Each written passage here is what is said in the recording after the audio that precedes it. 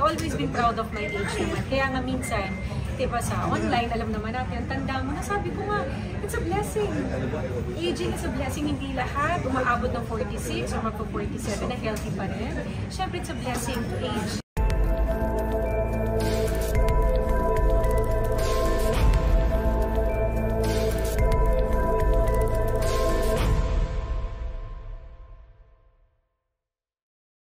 Sobrang grateful kasi yun ang lagi kong sinasabi. Sinong 46, magpa-47 na ako, ang pinagkakatiwalaan ko ng mga big brands, Tycel, Bench, diba? So, I'm really very grateful and grateful for that trust given to me. Did you ever feel insecure about aging? Aging, no. Maraming natatakot na mag-age, pero ako, ang goal ko lang talaga is to age gracefully. Yun lang talaga. So hindi mo tinatago yung edad? Never ka nag-show this age? Hindi. Di ba dati sinasabi na, I'm just 25, pero 30, never mo ginawa yun? No. Ang akala lang nila before, hindi naging question yung age ko. Yung pangalan ko, akala nila, fake yung name ko na Sunshine. Bakit daw Sunshine? Yun, pero sa age never. I've always been proud of my age naman. Kaya nga minsan, diba sa online, alam naman natin, tanda mo na, sabi ko nga, it's a blessing. Aging is a blessing, hindi lahat umaabot ng 46 or magpa-47 na healthy pa rin. Siyempre, it's a blessing to age kasi nakakasama pa natin at makakasama natin ang mas matagal na panahon ng ating mga... Sa flawless mo na yan, sinasabihan mo ba na ang tanda mo na? Oo naman, maraming ganun kaya. Sa online? Oo, lola. Tanda mo na, ganito ka na, but it doesn't affect me. How do you deal with that? Minsan, pag bored ako, nagjo-joke na lang ako. Or minsan, dead ma. Ganun na lang. But you know how beautiful you are, di ba? I mean... I don't really... Biglang, I don't... Wow! Biglang pa, No, hindi. Sa totoo lang, flattered ako when people say that. But you Pero, are... thank you. Never ka nagpa-stem cell? O therapy lang? Yung pinikwento mo kanina? Once a year. Pero ngayon, 2 years nang wala. Grabe. Kasi masyado ng parang okay naman. Okay.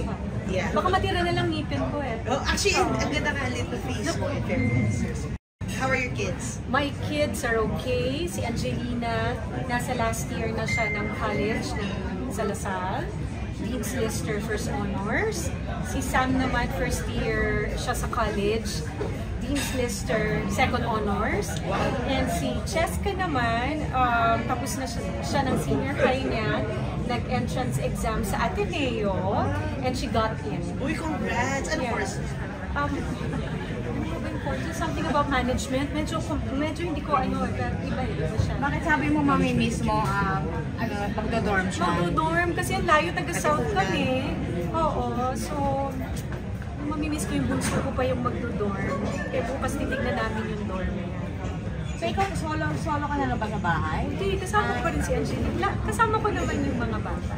Si Cheska lang yung medyo mahihiwalay sa akin.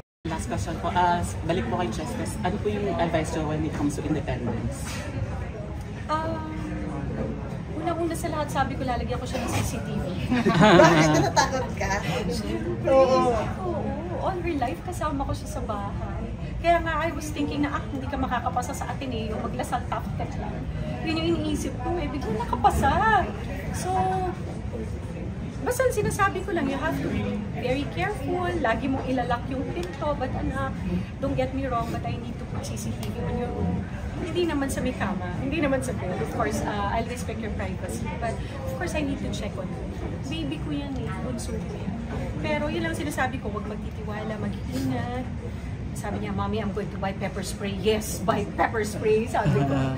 So, unti-unti, and I know my kids naman are napalaki ko rin naman silang independent, kahit nandiyan ako. Pag meron silang mga kailangan, projects sa school, or may kailangan sila sa mall, kahit hindi ko sinasamahan, kaya naman nila mga sarili.